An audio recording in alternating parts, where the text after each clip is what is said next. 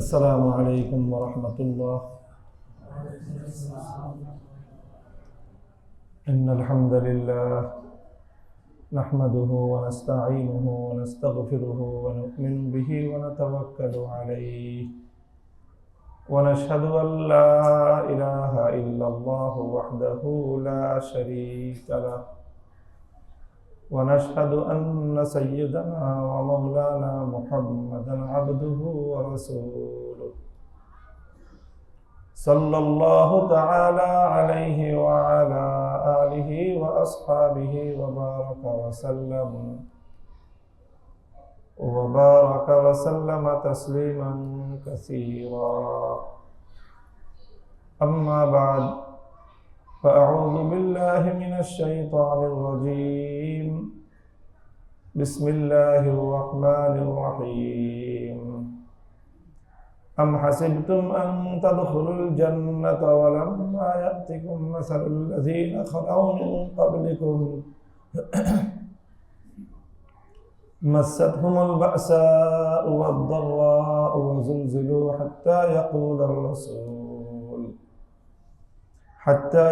الرسول والذين آمنوا معه متى نصر الله ألا إن نصر الله قريب. بارك الله لنا ولكم في القرآن العظيم ونفعنا وإياكم بالآيات والذكر الحكيم. اللهم صل على محمد وعلى آل محمد كما صليت على إبراهيم وعلى آل إبراهيم إنك حميد مجيد. اللهم بارك على محمد وعلى آل محمد كما باركت على إبراهيم وعلى آل إبراهيم إنك حميد مجيد.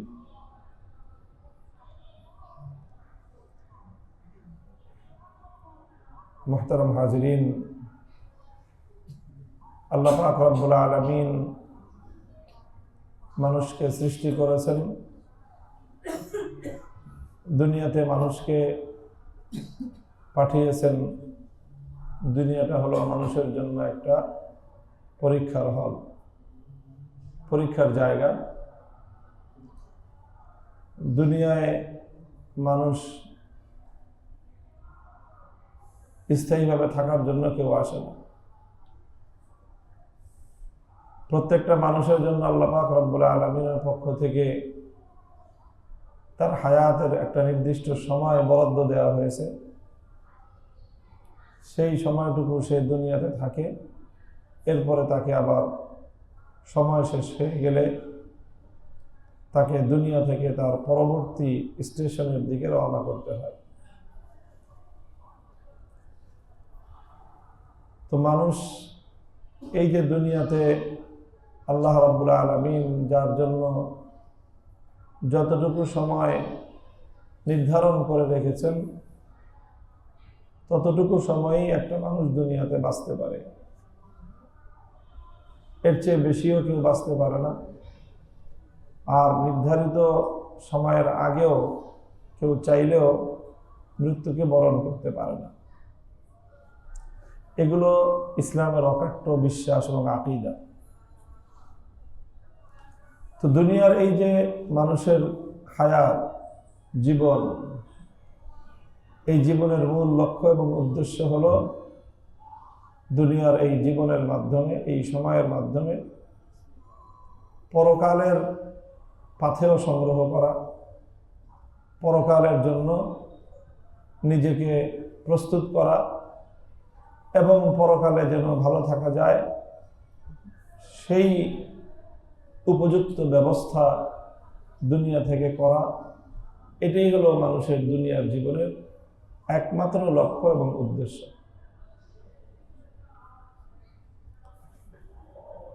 তো দুনিয়াতে আল্লাহ পাক রব্বুল আলামিন মানুষকে পাঠিয়েছেনই পরকালকে উপার্জন করার জন্য, পরকালকে সমৃদ্ধ করার জন্য। আর এই জন্য মানুষ দুনিয়াতে মানুষের উপর পরীক্ষা নিরীক্ষা আসে। সফল হলো ওই ব্যক্তি যে তার জীবনটাকে আল্লাহর পথে ব্যয় করে, আল্লাহর পথে যে ব্যয় করতে পারে। হযরত ইব্রাহিম আলাইহিস সালাতু ওয়াস সালাম, আল্লাহ পাক রব্বুল আলামিন ওনাকে যেই শপথ বাক্য শিক্ষা দিয়েছেন, কুল ইন্না সালাতি ওয়া নুসুকি ওয়া মাহইয়ায়া ওয়া মামাতি লিল্লাহি রাব্বিল আলামিন, বলুন আমার নামাজ, আমার কুরবানি, আমার জীবন, আমার মরণ সবটাই হলো মহান আল্লাহ পাক রব্বুল আলামিনের জন্য। জীবন এবং মরণ এই উভয়টাই আল্লাহর জন্য উৎসর্গিত হওয়া, এটাই হলো একজন মুমিনের, যে পরকালকে বিশ্বাস করে, যে আল্লাহকে বিশ্বাস করে, যে জীবন এবং মরণ উভয়টাই আল্লাহর জন্য উৎসর্গিত হওয়া, উৎসর্গ করতে পারা, এটাই হলো একজন মুমিনের সফলতা এবং একজন মুমিনের প্রকৃত পরিচয়। এটা আমি কোরআনে কারীমের যে আয়াত আপনাদের সম্মুখে তেলাওয়াত করেছি সূরা আলে ইমরান থেকে, সেখানে আল্লাহ পাক একই কথা বলেছেন। আম হাসিবতুম, আল্লাহ পাক রব্বুল আলামিন বলেন, আম হাসিবতুম আন তাদখুলুল জান্নাহ, তোমরা কি এমনটা ভেবে বসে আছো যে তোমরা এমনি এমনি জান্নাতে চলে যাবা? ওয়ালাম্মা ইয়াতিকুম মাসালুল লাযীনা খালাউ মিন ক্বাবলিকুম, তোমাদের পূর্ববর্তী যারা ঈমানদার মানুষ ছিল, সেই সকল ঈমানদারদের উপর যেই ধরনের পরিস্থিতি তৈরি হয়েছে, সেরকম পরিস্থিতি তোমাদের উপরে আসবে না। কি পরিস্থিতি এসেছিল তো পূর্ববর্তী মানুষের উপর? আল্লাহ পাক নিজেই বলতেছেন, মাসসাতহুমুল বাসা ওয়াদ-দাররা, নানা ধরনের কঠিন পরিস্থিতি, অর্থনৈতিক কঠিন পরিস্থিতি, অভাব অনটন, নানা ধরনের বিপদ আপদ এবং শত্রুর পক্ষ থেকে নানা ধরনের হামলা, আক্রমণ, জুলুম, নির্যাতন, এই সব এসেছে। হাত্তা ইয়াকুল আর-রাসূলু ওয়াল্লাযীনা আমানু মাআহু মাতা নাসরুল্লাহ, যে পূর্ববর্তী মানুষের উপর এত ভয়াবহ বিপদ আসতো যে নবীগণ স্বয়ং আল্লাহর কাছে ফরিয়াদ করতেন যে আল্লাহ, কখন আপনার সাহায্য আসবে, কখন আপনার সাহায্য আসবে। এটা নিয়ে তারা আল্লাহ পাক রব্বুল আলামিনের কাছে তারা ফরিয়াদ করতেন, আর্তচিৎকার করে করে কান্নাকাটি করতেন। এরকম পরিস্থিতি যেরকম পূর্ববর্তী মানুষের উপরে এসেছে, তোমাদের উপরে এমন পরিস্থিতি আসবে না, আর তোমরা এমনিতেই জান্নাতে বেহেশতে চলে যাবা, তোমরা কি এমনটা ভেবেছ? অর্থাৎ আল্লাহ পাক রব্বুল আলামিন বোঝাতে চান যে কোনো মুমিন, তার জন্য এই রকম চিন্তা করাটা শোভনীয় না। কোনো মুমিনের জন্য এরকম চিন্তা করাটা শোভনীয় নয় যে সে খুব সুখে শান্তিতে একেবারে নির্ঝঞ্ঝাট একটা লাইফ লিভ করবে, এরপরে খুব আরামায়েশে থাকবে, মৃত্যুবরণ করবে, এরপরে জান্নাতে চলে যাবে। এইরকম ভাবে চিন্তা করাটা কোনো মুমিনের জন্য শোভনীয় নয়।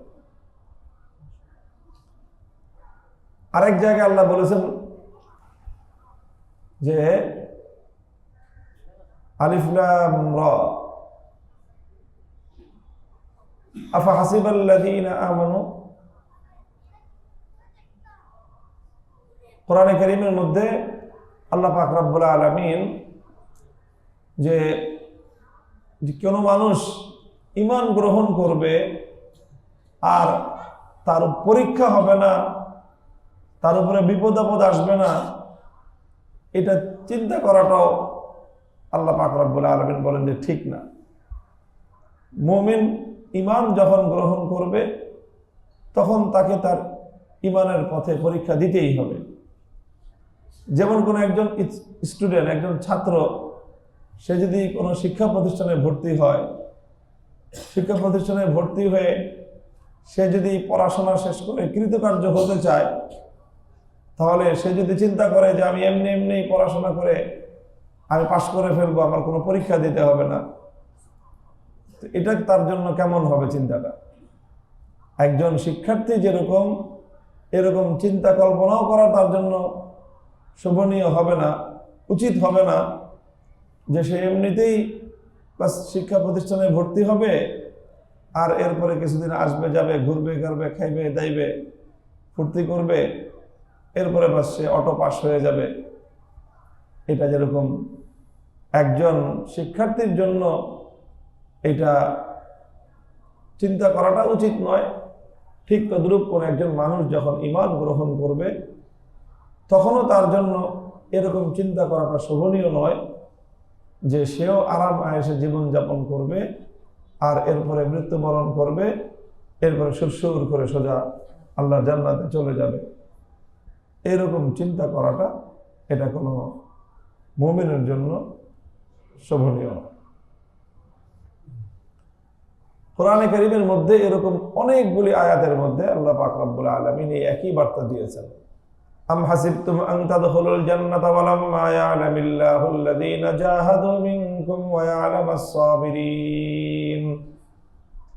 আরেক জায়গায় আল্লাহ বলেছেন যে মানুষ কি, তোমরা কি এমন মনে করো যে আল্লাহ পাক রব্বুল আলামিন তোমাদের মধ্যে কারা আল্লাহর পথে জিহাদ করেছে এবং জিহাদ করতে গিয়ে নানা ধরনের বিপদ আপদের সম্মুখীন হয়েছে, এটা যাচাই না করেই আল্লাহ পাক রব্বুল আলামিন তোমাদেরকে জান্নাত দিয়ে দিবেন? তোমরা কি এমন চিন্তা করো? এই সবগুলি আয়াতের একই মর্ম। আফাহাসিবান নাসু আন ইয়াকুলু আমান্না, যে কোনো মানুষ কি এমন চিন্তা করে যে আমি বলবে হ্যাঁ আমি ঈমান এনেছি, আন ইয়াকুলু আমান্না ওয়া হুম লা ইফতানুন, অথচ তারা কোনো বিপদের সম্মুখীন হবে না, মুসিবতের সম্মুখীন হবে না, বাস শুধু ঈমান আনছি বললাম আর বাস এই এক কথার উপরেই আল্লাহ পাক রব্বুল আলামিন বা দুনিয়া এবং আখিরাতের সকল ঘাটিগুলো পার হয়ে যাবে, শুধু একটা আইডি কার্ড দেখায়। ব্যাপারটা এরকম নয়। হাদিসের মধ্যে রাসূল আকরাম সাল্লাল্লাহু আলাইহি ওয়াসাল্লাম একই বার্তা দিয়েছেন। আল্লাহ রাসূল সাল্লাল্লাহু আলাইহি ওয়াসাল্লাম বলেন যে মান মাতা ওয়া লাম ইয়াগযু ওয়া লাম ইউহাদ্দিস বিহা নাফসাহু মাতা আলা শু'বাতিন মিনান নিফাক, যে ব্যক্তি মৃত্যুবরণ করলো এমত অবস্থায় যে সে কখনো আল্লাহর পথে জিহাদ করে নাই এবং জিহাদ করার চিন্তাও সে করে নাই, জিহাদের চিন্তাও সে করে নাই, এই অবস্থায় যার মৃত্যু হবে, নবী আকরাম সাল্লাল্লাহু আলাইহি ওয়াসাল্লাম বলেন মাতা আলা শু'বাতিন মিনান নিফাক, ওই ব্যক্তির মৃত্যুটা হবে মুনাফিকের মৃত্যু, তার মৃত্যুটাই হবে মুনাফিকের মৃত্যু। একেবারে সহিহ হাদিস, রাসূল আকরাম সাল্লাল্লাহু আলাইহি ওয়াসাল্লামের নিজস্ব বর্ণনা। এই জন্য আল্লাহর নবী নিজেও যেরকম সবসময় কামনা করতেন যে আল্লাহর রাস্তায় যেন তিনি শহীদ হতে পারেন, প্রত্যেকজন সাহাবী তারা আল্লাহর কাছে এই কামনা করতেন, দোয়া করতেন যেন আল্লাহ তুমি আমাকে শাহাদাতের মৃত্যু দান করো। শাহাদাতের মৃত্যু এটা হলো একজন মুমিনের জন্য সবচেয়ে সহজ, পরকালে নাজাত পাওয়ার সবচেয়ে সহজ রাস্তা, সবচেয়ে সহজ পথ, সবচেয়ে সহজ পথ। হাদিসের দ্বারা বোঝা যায় যে আল্লাহ পাক রব্বুল আলামিন কিয়ামতের দিন যে সকল বিষয়গুলো যাচাই করবেন তার মধ্যে এটাও একটা থাকবে যে আল্লাহ প্রত্যেক ব্যক্তিকে দেখবেন যে আল্লাহর জন্য, আল্লাহর দ্বীনের জন্য আঘাত সহ্য করার মতো, আঘাতপ্রাপ্ত হওয়ার মতো কোনো লক্ষণ, কোনো নিদর্শন, কোনো আলামত মানুষের শরীরে আছে কিনা। শরীরটা কি খুব একেবারে মসৃণ, খুব সুন্দর, তৈলাক্ত, তেলতেলে এমন, না আল্লাহর দ্বীনের জন্য, সত্যের জন্য, হকের জন্য তার শরীরে কোনো আঘাতের চিহ্ন আছে, জুলুমের চিহ্ন আছে, এগুলো আছে না নাই, এটাও আল্লাহ পাক রব্বুল আলামিন পরীক্ষা করে দেখবেন। সুতরাং যার শরীরে কোনো আঘাতের চিহ্ন নাই, শরীরটা খুব মসৃণ, খুবই তেলতেলে, শরীরটা খুব নাদুস নুদুস, এই অবস্থায় যার জীবনটা কেটে গেল আল্লাহর জন্য, আল্লাহর দ্বীনের জন্য, কখনোই তাকে কোনো জুলুম, নির্যাতন, কষ্ট স্বীকার করতে হলো না, এটা তার জীবনের জন্য একটা বড় ধরনের তার বিরুদ্ধে একটা ক্লেম, এটা তার বিরুদ্ধে একটা ক্লেম হবে, এটাকে তার ডিফেন্স করতে হবে কিয়ামতের দিন। এই প্রশ্নের উত্তর তাকে দিতে হবে যে কেন তার শরীরে কোনো আঘাতের চিহ্ন নাই। তাকে ব্যাখ্যা দিতে হবে যে আমি সবসময় সেফটি নিয়ে চলতাম, আমি সবসময় প্রোটেকশন নিয়ে চলতাম, অথবা আমি লড়াই করেছি কিন্তু আমার দুশ্মনরা আমাকে আঘাত করতে পারে নাই। নানা রকমের ব্যাখ্যা দিয়ে তারপরে পার হতে হবে। আর যার শরীরে আল্লাহর দ্বীনের জন্য পথ চলতে গিয়ে কোনো আঘাতের চিহ্ন থাকবে, সে সহজেই বলবে যে আমার ডকুমেন্ট আছে, এই যে আমার চিহ্ন আছে, কাজেই সে ছাড় পেয়ে যাবে। তো প্রত্যেকটা বিষয় এরকম, প্রত্যেকটা বিষয় এরকম। শাহাদাতের মৃত্যুর কামনা, শহীদি মৃত্যুর তামান্না, এটা একজন মুমিনের জন্য অত্যন্ত জরুরি। রাসূল আকরাম সাল্লাল্লাহু আলাইহি ওয়াসাল্লাম, আল্লাহর নবী, তার মর্যাদা কত ঊর্ধ্বে আমরা কল্পনাও করতে পারি না। নবী আকরাম সাল্লাল্লাহু আলাইহি ওয়াসাল্লামের সমমর্যাদা কোনো মাখলুক, কোনো মানুষ, কোনো জিন, কোনো ইনসান, কোনো ফেরেশতা, কাউকে আল্লাহ পাক রব্বুল আলামিন সৃষ্টি করেন নাই। লা ইউমকিনু সানাউ কামা কানা হাক্কুহু বাদাজ খোদা বুজুর্গ তো এই কিসসা মুখতাসার। আল্লাহর পরেই যার স্থান তিনি হলেন আল্লাহর রাসূল হযরত মুহাম্মদুর রাসূলুল্লাহ সাল্লাল্লাহু আলাইহি ওয়াসাল্লাম। তিনি নিজে বলেন নিজের ব্যাপারে, লাওয়াজিতু আন উক্তালা ফি সাবিলিল্লাহি সুম্মা উহইয়া সুম্মা উক্তালা সুম্মা উহইয়া সুম্মা উক্তাল, যে আমি আকাঙ্ক্ষা ব্যক্ত করছি, আমি কামনা করি যে আমি আল্লাহর রাস্তায় শহীদ হয়ে যাই। একবার শহীদ হয়ে আমার তৃপ্তি হবে না, আমি চাই আমাকে আল্লাহ আবার আরেকটা জীবন দিক, আবারও শহীদ হই, আবারও আল্লাহ আমাকে জীবন দিক, আমি আবারও শহীদ হই। বারবার আল্লাহ রাস্তায় শাহাদাত বরণ করার যে তামান্না, যে আকাঙ্ক্ষা, সেটা স্বয়ং রাসূল সাল্লাল্লাহু আলাইহি ওয়াসাল্লাম নিজেই ব্যক্ত করেছেন।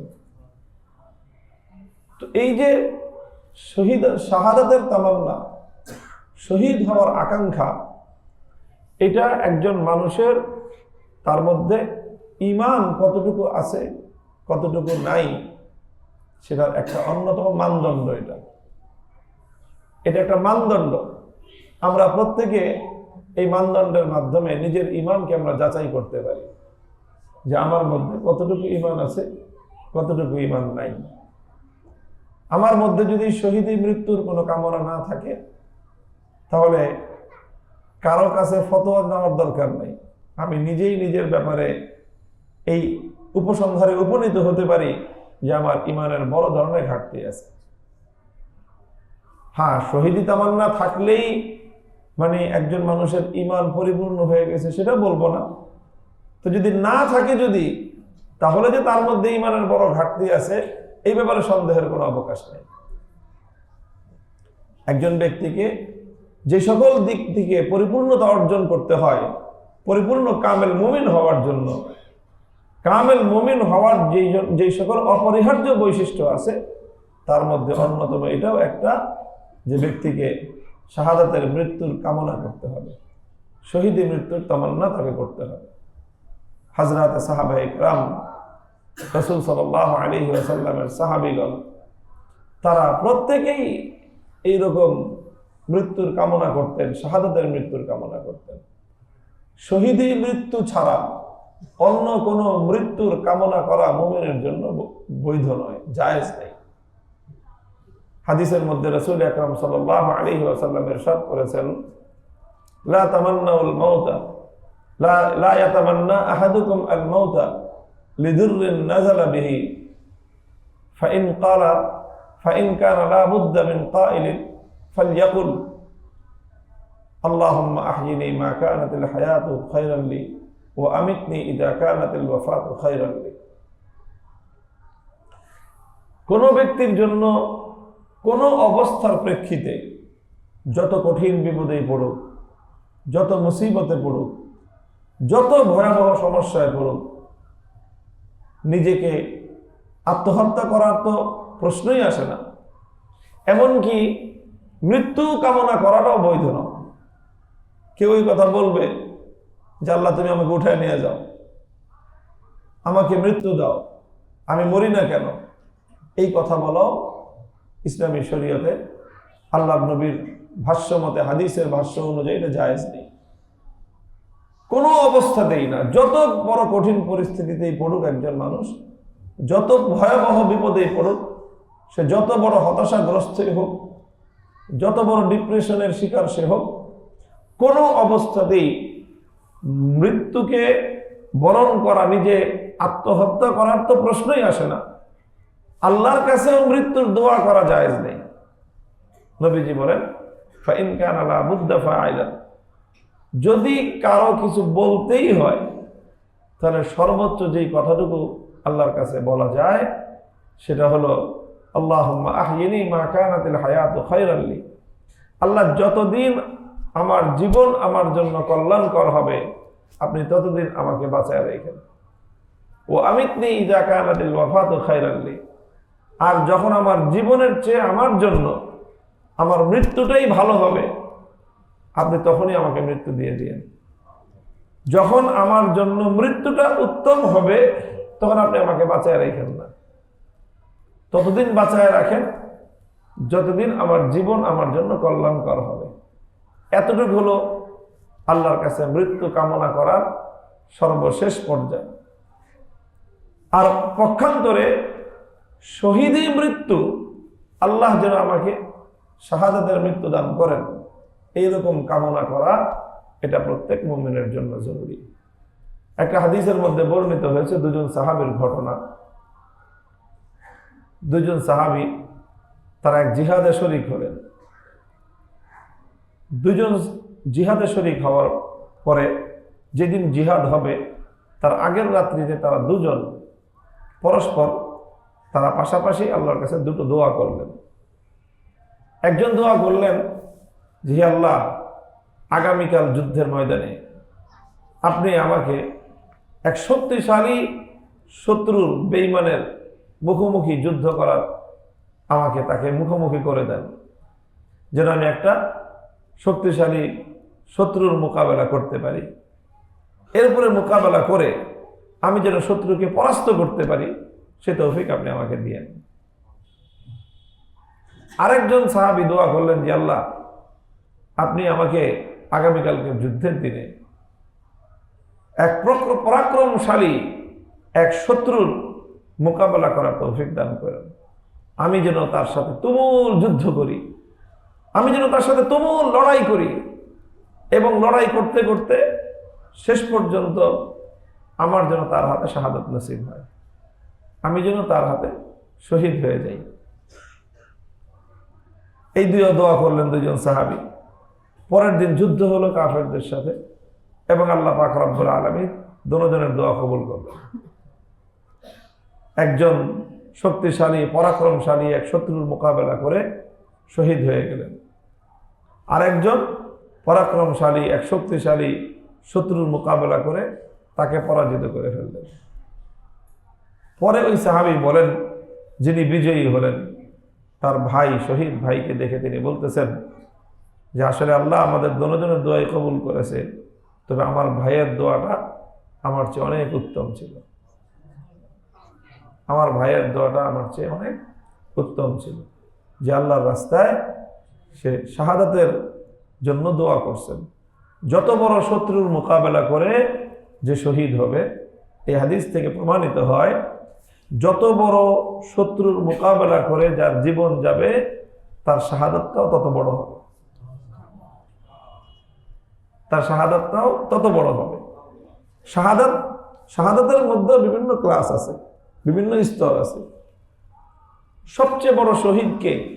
সবচেয়ে বড় শহীদ হলো যে সবচেয়ে বেশি জুলুম নির্যাতনের মুখোমুখি হয়ে শাহাদাত বরণ করবে, যে সবচেয়ে নির্মম ভাবে যাকে হত্যা করা হবে, যে যাকে যত বেশি জুলুম করে হত্যা করা হবে, যে যত বেশি পরাক্রমশালী শত্রুর মোকাবেলা করে লড়াই করে শাহাদাত বরণ করবে, তার তত বড় শাহাদাতের মর্তবা। হযরতে সাদ ইবনে মুআজ রাদিয়াল্লাহু তাআলা আনহু, সাদ ইবনে মুআজ রাদিয়াল্লাহু আনহু মদিনা শরীফে মুসলমানদের প্রধান দুটো গোত্র ছিল। আমরা জানি নবীজি যখন মক্কা থেকে মদিনায় হিজরত করলেন, তো মদিনায় আনসারদের দুটো গোত্র ছিল, একটা হলো আউস আর হলো খাজরাজ। তো আউসের যিনি প্রধান নেতা ছিলেন, প্রধান সর্দার, তার নামই হলো সাদ ইবনে মুআজ রাদিয়াল্লাহু তাআলা আনহু। তো হযরত সাদ ইবনে মুআজ রাদিয়াল্লাহু তাআলা আনহু তিনি বদরে অংশগ্রহণ করেছেন, উহুদে অংশগ্রহণ করেছেন, তারপরে খন্দকের জিহাদ, যেটা আহজাব, খন্দক, গজওয়ে আহজাব যেটাকে বলা হয়, অথবা গজওয়াতুল খন্দক যেটাকে বলা হয়। আল্লাহ রাসূল সাল্লাল্লাহু আলাইহি ওয়াসাল্লাম মদিনা শরীফকে রক্ষা করার জন্য, মুসলমানদের রাজধানীকে রক্ষা করার জন্য বিশাল পরিখা খনন করে শত্রুদেরকে রুখে দিয়েছিলেন। সেই যুদ্ধে কুরাইশের নেতৃত্বে 15,000-এর বহুজাতিক বাহিনী তৈরি হয়ে মদিনার উপর হামলা করে মদিনা শহরকে একেবারে তছনছ করে দেওয়ার পরিকল্পনা নিয়ে তারা এসেছিল। নবী আকরাম সাল্লাল্লাহু আলাইহি ওয়াসাল্লাম বহুজাতিক এই বিশাল বাহিনীকে পরিখা খননের মাধ্যমে তাদেরকে রুখে দিয়েছিলেন। সেই যুদ্ধে সাদ ইবনে মুআজ রাদিয়াল্লাহু তাআলা আনহু তিনি আহত হয়েছিলেন। ওনার এই ঘাড়ের রগের মধ্যে একটা তীর নিক্ষিপ্ত হয়েছিল যুদ্ধের রণাঙ্গনে। তীর নিক্ষিপ্ত হয়ে মারাত্মক ধরনের আহত হয়ে গেলেন। রগ কেটে গেলে ওই যুগে তো এর কোনো রিপ্লেসমেন্ট ছিল না এবং এর কোনো ট্রিটমেন্টও ছিল না। হযরত ওমর রাদিয়াল্লাহু তাআলা শহীদ হয়ে গেলেন। ওনার পেটের মধ্যে আঘাত করেছিল বেঈমান মুনাফিক। তো পেটের মধ্যে আঘাত করছে, পেট ফেরে গেছে, এটা আর সেলাই করার কোনো ব্যবস্থা ছিল না। রক্তক্ষরণ হতে হতে 3 দিন পরে তিনি শাহাদাত বরণ করেন, হযরত ওমর রাদিয়াল্লাহু আনহু। ঠিক এভাবে হযরত সাদ ইবনে মুআজ রাদিয়াল্লাহু তাআলা আনহু তিনি আহত হয়ে গেলেন খন্দকের জিহাদে। আহত হওয়ার পরে উনি যেহেতু মদিনার শরীফের একজন নেতৃস্থানীয় ব্যক্তি, গোত্র প্রধান মদিনার, তো এই জন্য আল্লাহ রাসূল সাল্লাল্লাহু আলাইহি ওয়াসাল্লামের কাছে ওনার অনেক বড় মর্যাদা ছিল। নবীজি নিজের ঘরের কাছে ওনার জন্য একটা খিমা, মসজিদের মধ্যে একটা খিমা তৈরি করেছেন এবং ওখানেই ওনার চিকিৎসা হতো। নবীজি নিজের তত্ত্বাবধানে চিকিৎসাটা অব্যাহত রেখেছিলেন। তখন হযরত সাদ ইবনে মুআজ রাদিয়াল্লাহু তাআলা আল্লাহর কাছে দোয়া করলেন। দোয়াটাও হাদিস, বুখারী শরীফের হাদিসের মধ্যে বর্ণিত হয়েছে। হযরত সাদ ইবনে মুআজ রাদিয়াল্লাহু তাআলা আল্লাহর কাছে বললেন, হে আল্লাহ, আপনি জানেন যে যেই জাতি আপনার নবীর উপর এমন জুলুম করেছে যে নবীজিকে তার নিজের জন্মভূমি থেকে পর্যন্ত তারা বের করে দিয়েছে, নবীর উপর জুলুম করেছে, নির্যাতন করেছে, সবচেয়ে বেশি যে সম্প্রদায় সেটা হলো কুরাইশ। আপনি জানেন যে ওদের বিরুদ্ধে যুদ্ধ করাটাই আমার জীবনের সবচেয়ে বড় আমার কামনা, যে আমি চাই যে কুরাইশের বিরুদ্ধে যারা আমার নবীকে সবচেয়ে বেশি কষ্ট দিয়েছে, যারা নবীর উপর সবচেয়ে বেশি জুলুম করেছে, ওদের বিরুদ্ধেই যেন আমার জীবন লড়াই করতে করতে আমার যেন এই পথে আমার শাহাদাত হয়। তো আমার ধারণা, হযরত সাদ ইবনে মুআজ বলতেছেন যে আমার ধারণা যে ওদের সাথে আমরা বদরের যুদ্ধ করেছি, উহুদের যুদ্ধ করলাম, আর সর্বশেষ খন্দকের যুদ্ধ করলাম, এরপরে আর ওদের সেই শক্তি হবে না, হিম্মত হবে না যে ওরা আবার মুসলমানদের সাথে আর যুদ্ধ করবে।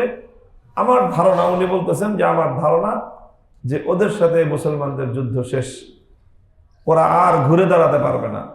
খন্দকের জিহাদে ওদের ব্যর্থতার পরে ওদের আর ঘুরে দাঁড়িয়ে মুসলমানদের বিরুদ্ধে যুদ্ধ করার মতো, লড়াই করার মতো ওদের আর সেই সামর্থ্য হবে না। কাজেই আল্লাহর নবীর উপর সবচেয়ে বেশি অত্যাচারকারী, সবচেয়ে বেশি জুলুমকারী যেই শত্রু, আমার আশা হলো ওই শত্রুর বিরুদ্ধে লড়াই করতে করতে যেন আমার শাহাদাত হয়। এখন যুদ্ধ তো ওদের সাথে আমার ধারণা মতে শেষ, সামনে আর যুদ্ধ হবে না। তাহলে ওদের সাথে যুদ্ধে শহীদ হতে হলে আমি যে আহত হয়েছি, ওদের দ্বারা আক্রান্ত হয়েছি, আমার এই আঘাতটাই যেন আমার মৃত্যুর কারণ হয়ে যায়। তাহলে অন্তত যেটা হবে যে আমি কুরাইশের বিরুদ্ধে লড়তে লড়তে আমার যে মৃত্যু, সেই সৌভাগ্য আমার নসিব হবে। এই দোয়া তিনি করলেন। এবং ঠিকই হযরত সাদ ইবনে মুআয রাদিয়াল্লাহু তাআলা আনহু কয়েকদিন পর হঠাৎ একদিন ওনার যেখানে রগের মধ্যে তীর লেগেছিল, সেখান থেকে প্রচণ্ডভাবে হঠাৎ আকস্মিকভাবে সেই রগ সম্পূর্ণ ছিন্ন হয়ে গলগলিয়ে রক্ত পড়তে আরম্ভ করলো এবং রক্তে পুরা খিমা ভেসে পার্শ্ববর্তী খিমায়ও একদম রক্তের স্রোত বইতে আরম্ভ করলো এবং তিনি সেই রক্তক্ষরণেই শাহাদাত বরণ করলেন। মুহতারাম হাজিরিন, এটা ওনার আল্লাহর নিকট ওনার শাহাদাত কবুল হওয়ার একটি লক্ষণ। শাহাদাত কবুল হওয়ার এটি একটা লক্ষণ। পরকালীন বিষয়ে মৃত্যু পরবর্তী কোনো অবস্থার প্রেক্ষিতে কোনো মানুষ নিশ্চিতভাবে বলতে পারে না যে কার কি পরিণাম হয়েছে, সেটা একমাত্র আল্লাহই বলতে পারেন। এবং কারো জন্য এইভাবে মন্তব্য করাটা এটা সমীচীন নয়। মৃত্যু পরবর্তী কারো ব্যাপারে নিশ্চিতভাবে মন্তব্য করাটা কিনা, এটা ইসলামে সঠিক নয়। কারো ব্যাপারে 100% কনফার্মেশন দেওয়া যে অমুকের পরিণাম অবশ্যই ভালো হয়েছে, অমুকে অবশ্যই জান্নাতি, অথবা অমুকে অবশ্যই শহীদ হয়েছেন, এইরকম শতভাগ কনফার্মেশন দেওয়াটা কারো জন্যই এটা সমীচীন নয়। এবং কারো জন্য এর বিপরীতটা করাও ঠিক নয়।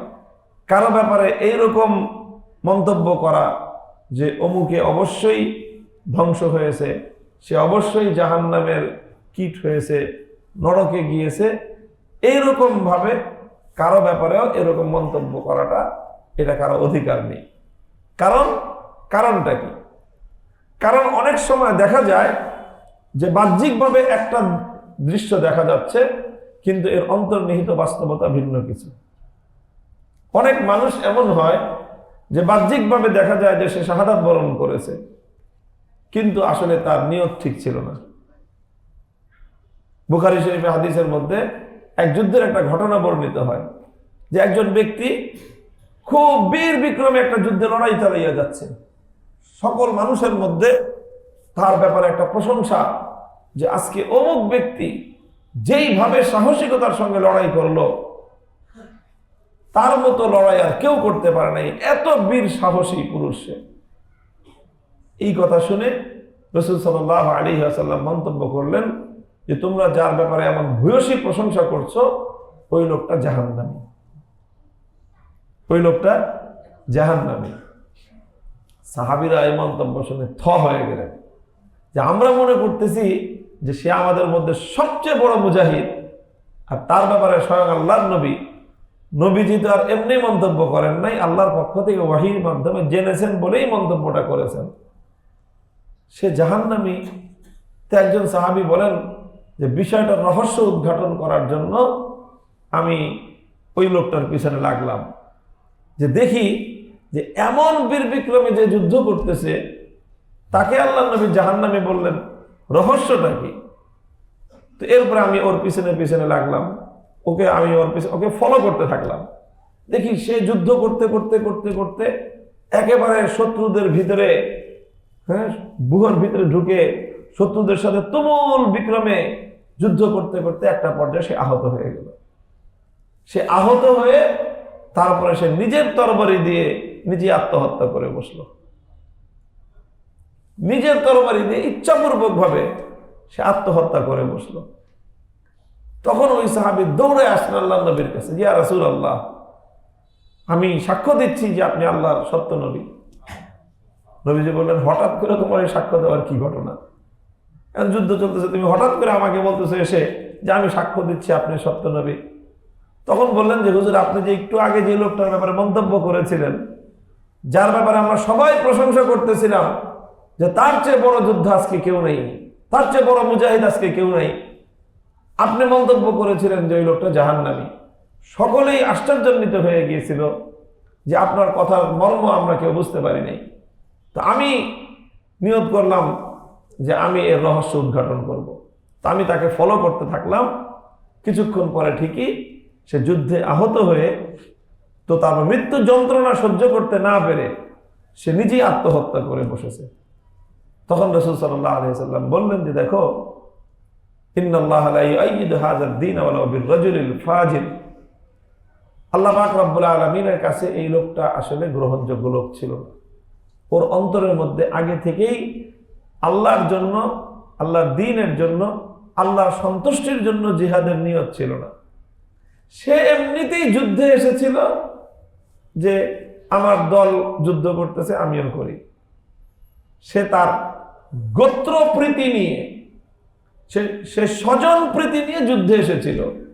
আল্লাহর জন্য, সত্যের জন্য, হকের জন্য, ইনসাফ এবং ইসলামের জন্য সে লড়াইতে নেমেছে। ব্যাপারটা এমন ছিল না। তো সে যুদ্ধ করেছিল আসলে মূলত নিজের বীরত্ব প্রকাশ করার জন্য, নিজের বাহাদুরি দেখানোর জন্য, আল্লাহকে সন্তুষ্ট করার জন্য না। এই জন্য যখন সে আহত হয়েছে তখন সে চিন্তা করেছে যে বাস, এখন আমি আহত হয়ে গেছি, এখন জীবন শেষ করে দিই, মানুষ আমাকে জানবে যে অমুকে এরকম বীরত্বের সাথে লড়াই করতে করতে মৃত্যুকে বরণ করেছে। এই জন্য সে নিজেই আত্মহত্যা করে তার জীবনের পালা সাঙ্গ করে দিয়েছে। মনে রেখো যে শুধুমাত্র ভূমিকা বড় রাখতে পারলেই আল্লাহর কাছে গ্রহণযোগ্য হওয়া যাবে না। আল্লাহর কাছে গ্রহণযোগ্য হওয়ার জন্য প্রথমে অন্তরের নিয়ত ঠিক থাকতে হবে যে আমি আল্লাহর জন্য, আল্লাহ সন্তুষ্টির জন্য জিহাদ করতেছি। তো যাই হোক, আল্লাহ নবী তখন বললেন যে আল্লাহ পাক রব্বুল আলামিন অনেক সময় বেঈমানের দ্বারা, অনেক সময় কাফেরের দ্বারা, অনেক সময় ফাসেক ফাজেরের দ্বারাও আল্লাহ তার দিনের কিছু কাজ নিয়ে নেন। যে এই লোক দিয়ে আল্লাহ পাক মুসলমান বাহিনীর অনেক বড় কাজ তাকে দিয়ে নিয়ে নিছেন, কিন্তু ওর কোনো কাজ হয়নি, ও ক্ষতিগ্রস্ত। তো যাই হোক, যে বিষয়টা আমি শেষ কথা বলতেছিলাম সেটা কোনো ব্যক্তির ব্যাপারেই চূড়ান্তভাবে এমন মন্তব্য করার কোনো অবকাশ নাই যে সে অবশ্যই ভালো পরিণাম পেয়েছে অথবা তার খারাপ পরিণাম হয়েছে। এরকম নিশ্চিতভাবে মন্তব্য করাটা পরকালীন বিষয়ে এটার অধিকার কারো নাই। এটা একমাত্র আল্লাহর হাতে। এটা একমাত্র কার হাতে? আল্লাহর হাতে। সেই হিসাবে আমরাও কারো ব্যাপারে নিশ্চিতভাবে মন্তব্য করব না, তবে আশাবাদ ব্যক্ত করা যায়, ধারণা পেশ করা যায়। আমরা কি করতে পারি? আমরা আমাদের ধারণাটা পেশ করতে পারি যে আমরা বাহ্যিকভাবে নিদর্শন দেখে যতটুকু বুঝতে পারি, আমরা আশাবাদ ব্যক্ত করতে পারি আল্লাহর কাছে, আমরা কামনা করতে পারি, আমরা আমাদের ধারণা ব্যক্ত করতে পারি। তো সেই ধারণার জায়গা থেকে, সেই আশাবাদের জায়গা থেকে এবং বিভিন্ন লক্ষণ দেখে যে আশাবাদ আমরা ব্যক্ত করতে পারি যে আমাদের সাম্প্রতিক সময়ে বাংলাদেশের শরীফ ওসমান হাদি, সে যে লড়াইটা চালিয়ে গিয়েছে, যে মুসলিম জাতিসত্তার উপর ভিন্ন একটা সংস্কৃতি, একটা কালচারাল আগ্রাসন পরিচালনা করতেছে, যারা ইসলামী সভ্যতার উপরে, ইসলামী কালচারের উপর মুসলিম জাতিসত্তার অস্তিত্বকে বিলীন করার জন্য যারা এমনভাবে সর্বব্যাপী, সর্বমুখী একটা আগ্রাসন পরিচালনা করতেছে, শক্তিটা অনেক বড়, অনেক পরাক্রমশালী, আমাদের মতো জাতি রাষ্ট্রের জায়গা থেকে প্রতিপক্ষটা অনেক বেশি শক্তিশালী, এবং জেনে বুঝেই আমাদের এই তরুণ ভাই, যার বয়স মাত্র 31 বছর, 1993 সালে তার জন্ম, 32 বছর চলতেছিল বা 32 বছর। তো এই 31-32 বছরের একজন নওজওয়ান যুবক, যার মাত্র 8 মাসের বয়সী একটি সন্তান, এই বয়সের একজন মানুষ, অর্থাৎ এই বয়সের যেই পিছুটানটা থাকে, অন্য কোনো বয়সে একটা মানুষের এর চেয়ে বেশি পিছুটান থাকে না।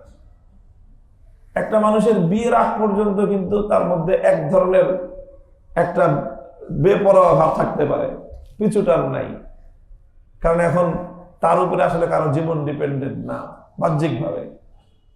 আবার একটা মানুষ যখন 45-50 বছর হয়ে যায়, সন্তান মোটামুটি বড় হয়ে গেছে, 15 বছর 20 বছর হয়ে গেছে, এখন তাদের একটা মানুষের জীবনের সবচেয়ে বেশি পিছুটান থাকে কখন? এই বয়সটাতে।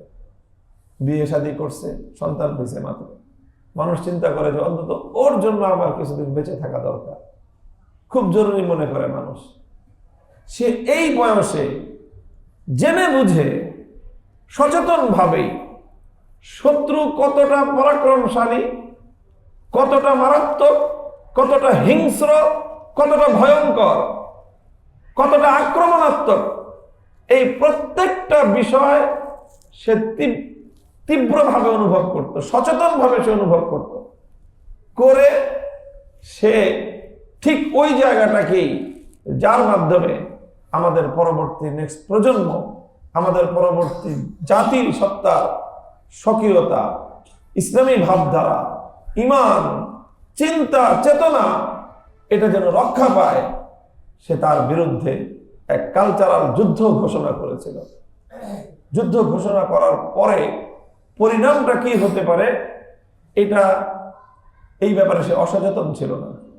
সম্পূর্ণরূপে সজ্ঞানে স্বেচ্ছায় তার বিভিন্ন কথা দিয়ে দিবালোকের মতো পরিষ্কার যে তার উপরে এই ধরনের আঘাত আসতে পারে, সেই আঘাতে তার জীবনটাকে বিপন্ন করতে পারে এবং তাকে মৃত্যুর দিকে ঠেলে দিতে পারে।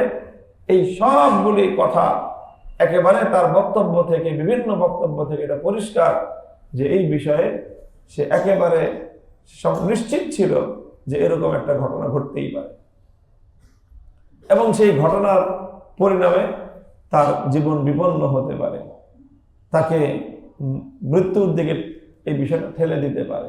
এই সব জেনে বুঝেও সে সচেতনভাবে সেই পরাক্রমশালী শত্রুর বিরুদ্ধে শাহাদাতের মৃত্যু নিয়ে লড়াইটা চালিয়ে গিয়েছে। এই যে জায়গাটা, এটা আমি মনে করি আমাদের সকলের জন্যই বড় একটা শিক্ষণীয় বিষয়। সাহাবায়ে কেরাম করেছেন, তাদের তো আমরা মনে করি ওই যুগের মানুষ অনেক বড় ইমানদার, তারা আল্লাহর নবীর সাহাবী, আমাদের তো তাদের সাথে তুলনাই হতে পারে না। পূর্বেকার আল্লাহর পেয়ারা বান্দারা এগুলো করেছেন, আমাদের যুগে তো আমাদের পক্ষে সেটা সম্ভব না। এগুলো মনে করে আমরা আমাদের আত্মাকে প্রবঞ্চিত করি, আমরা নিজেকে নিজে ধোঁকা দেই। এখন আমাদের এই যে এই সময়ের 32 বছর বয়সী, 8 মাস বয়সী একটা সন্তানের বাবা, তার ব্যাপারে আমরা কি বলবো? যে সে অন্য গ্রহের লোক? বলবো যে সে অন্য গ্রহ থেকে আসছে, এই জন্য তার অনেক সাহস ছিল। আর আমরা যেহেতু এই দুনিয়া গ্রহের মানুষ, পৃথিবী, আমাদের এই গ্রহের মানুষের এত সাহস হয় না, এগুলো বলবো না? বলবো যে তার কোনো পিছুটান ছিল না, আমাদের তো পিছুটান আছে, এগুলো বলবো? কি বলবো বলেন? কোনো কিছু তো কজ নাই, নিজেকে প্রবঞ্চনা করব কিভাবে? নিজেকে নিজে কি বলে আমি ধোঁকা দিব? আল্লাহ পাক রব্বুল আলামিন আমাদের আশাবাদ যে শরীফ ওসমান হাদি শাহাদাতের মৃত্যুকেই বরণ করেছে। ঠিক ওইভাবে যেভাবে হযরত সাদ ইবনে মুআজ রাদিয়াল্লাহু তাআলা আনহু আল্লাহর পথে সবচেয়ে তীব্র শত্রুর মোকাবেলা করে তিনি আহত হয়ে কামনা করেছিলেন যে তীব্র শত্রুর মোকাবেলাতেই যেন আমার জীবনটা যায়, পরাক্রমশালী শত্রুর মোকাবেলাতেই যেন আমার জীবনটা যায়। ঠিক যুদ্ধের ওই সাহাবীর মতো যিনি কামনা করেছিলেন যে আল্লাহ আমার যেন সবচেয়ে পরাক্রমশালী শক্তিশালী একজন শত্রুর সাথে যেন আমার যুদ্ধ হয়, লড়াই হয়, আর ওই লড়াইয়ে যেন আমার আল্লাহ আপনার রাস্তায় যেন আমার জীবনটা যায়, শহীদ মৃত্যু যেন আমার নসিব হয়। ঠিক এই ধরনের ইতিহাসের সোনালী পাতার যে সকল অধ্যায়গুলো অমর হয়ে আছে মানুষের কাছে ইতিহাসের মধ্যে, আরেকটি ওরকম ইতিহাসের আরেকটি অমর অধ্যায় বাংলাদেশের মাটিতে রচনা করে গেল আমাদের ভাই শহীদ শরীফ ওসমান হাদি।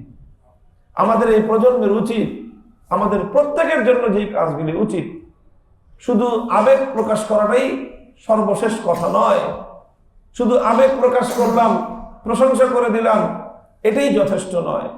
প্রথম কথা হলো এখান থেকে নিজের শিক্ষা গ্রহণ করে নিজের মধ্যে এই সাহস এবং নিজের মধ্যে এই প্রেরণাটা, এটাকে বদ্ধমূল করা, এটাকে অর্জন করার চেষ্টা করা চাই।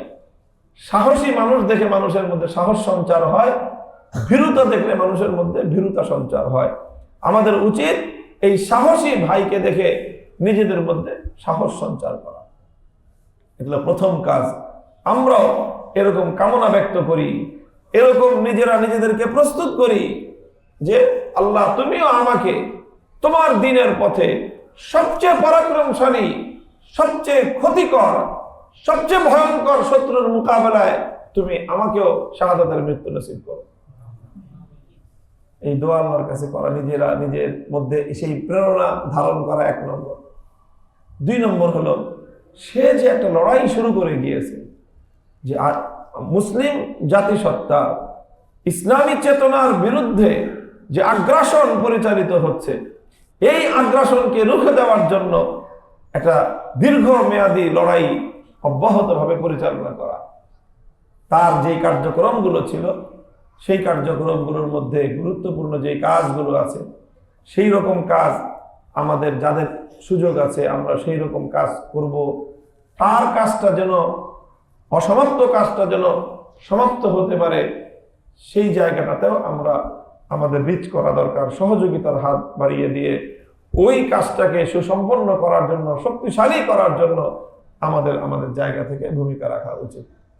আল্লাহ পাক রব্বুল আলামিন আমাদেরকেও শহীদ মৃত্যু দান করেন। আল্লাহর দ্বীনের জন্য আমাদের জীবন মরণ সবকিছু যেন আল্লাহ পাক কবুল করেন। বিশ্বাস রাখতে হবে ভাই, আল্লাহ পাক রব্বুল আলামিন হায়াত যতটুকু দিয়েছেন, ওই হায়াতের চেয়ে 1 মুহূর্ত বেশিও বাঁচা সম্ভব না। আর ওই হায়াত শেষ হওয়ার আগে কেউ আমাকে মারতে পারবে না।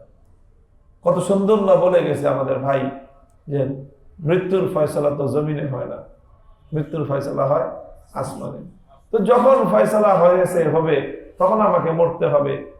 তো এরকম ভীরু কাপুরুষের মতো সাধারণ বিছানায় শুয়ে মৃত্যুর চেয়ে যুদ্ধের রণাঙ্গনে শত্রুর আক্রমণে মৃত্যুবরণ করাটা, এটা হলো এমন একটা মরণ যে আমি আমার জীবনটাও গেল আমার কাজের মধ্যে, আমার মরণটাও গেল আমার একটা কাজের মধ্যে। বেকার মরণ মরে লাভটা কি? এমন মরণ আমরা চাই, আমার মরণের দ্বারাও যেন আমাদের এই সত্যের মিশন যেন অব্যাহতভাবে সামনের দিকে চলতে থাকে, আরো শক্তিশালী হয়।